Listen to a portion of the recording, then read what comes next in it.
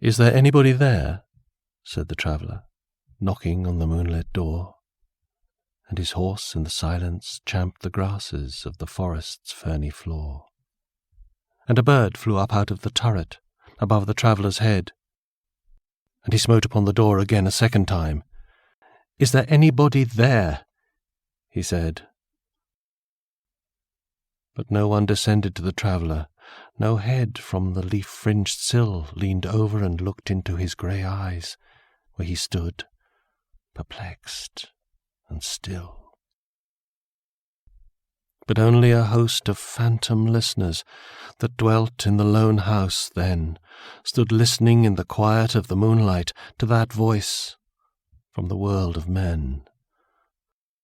Stood thronging the faint moonbeams on the dark stair that goes down to the empty hall, hearkening in an air stirred and shaken by the lonely traveller's call.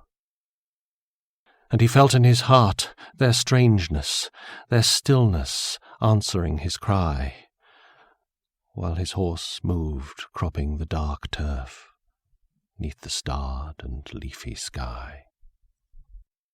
For he suddenly smote on the door even louder and lifted his head. "Tell them I came," and no one answered, "that I kept my word," he said.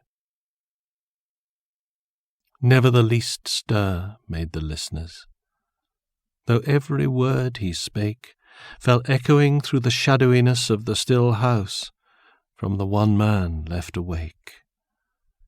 Aye, they heard his foot upon the stirrup, and the sound of iron on stone, and how the silence surged softly backward when the plunging hoofs were gone.